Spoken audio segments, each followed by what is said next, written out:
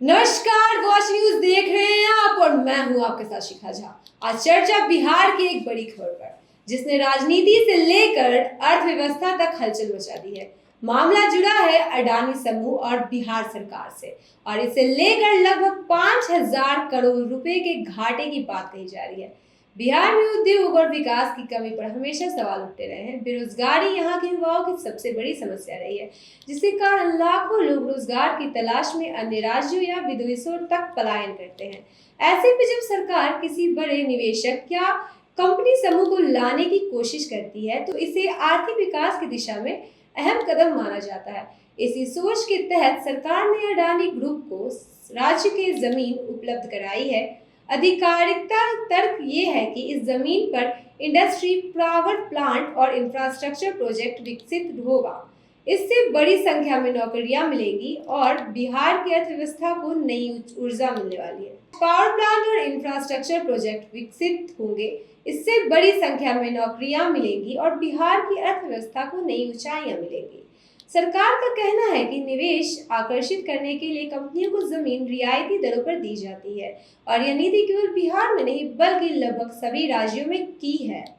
मामले में तूल तब पकड़ी जब वरिष्ठ अधिवक्ता और सामाजिक कार्यकर्ता प्रशांत भूषण ने आरोप लगाया कि अडानी समूह को यह जमीन बेहद सस्ती दर पर दी गई है। उनका दावा है कि कंपनी को जमीन सिर्फ ₹1 प्रति डिसमिल पर दी गई, जबकि सामान्य किसान को अपनी जमीन खरीदने बेचने में लाखों रुपए खर्च करने पड़ते हैं। भूषण के मुताबिक सरकार ने बाजार मूल्य पर जमीन बेचने की बजाय उन्हें लगभग मुफ्त में सौंप कर करीब 5,000 करोड़ रुपयों का नुकसान झेला है। उन्होंने इस रियायत को जनता की संपत्ति के साथ धोखा बताते हुए कहा है कि इससे लाभ केवल एक निजी कॉर्पोरेट को मिलेगा, जनता को नहीं। भूषण का तर्क है कि अगर यही जमीन बाजार दर पर दी जाती तो सरकार को अरबों रुपए का राजस्व मिलता, जिससे इस्तेमाल शिक्षा, स्वास्थ्य और ग्रामीण विकास जैसे क्षेत्रों में किया जा सकता था। लेकिन रियायती जमीन देने से यह संभावना आय खो गई और यही जोड़कर लगभग 5,000 करोड़ का घाटा सामने आया है। जैसे ही आरोप सामने आए, विपक्षी दलों राजद, कांग्रेस और अन्य ने इसे सरकार का पूंजीपतियों को फायदा पहुंचाने वाला फैसला बताया। उनका कहना है कि यह नीति जनता के लिए नहीं बल्कि उद्योगपतियों के लिए बनाई गई है। विपक्ष ने सवाल पूछा कि क्या इससे वाकई ही रोजगार मिलेगा? फिर अडानी समूह की संपत्ति बढ़ाने का रास्ता है ये। विशेषज्ञ मानते हैं कि उद्योग आकर्षित करने के लिए रियायत देना नीति का हिस्सा होता है।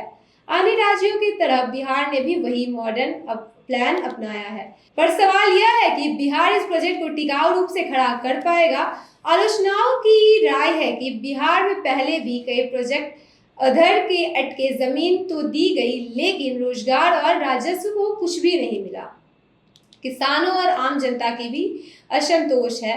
लोग सवाल उठा रहे हैं कि जब सरकार बड़े उद्योगपति को जमीन इतनी सस्ती दरों पर देती है, तो किसान को सही मूल्य क्यों नहीं? ग्रामीण इलाकों में यह चर्चा गहराई तक पहुंच चुकी है। भूषण चेतावनी देते हैं कि यह घाटा लंबे समय में शिक्षा और स्वास्थ्य जैसी योजनाओं पर असर डालेगा, और इसका बोझ टैक्स व महंगाई के रूप में जनता की जेब से ही वसूला जाएगा।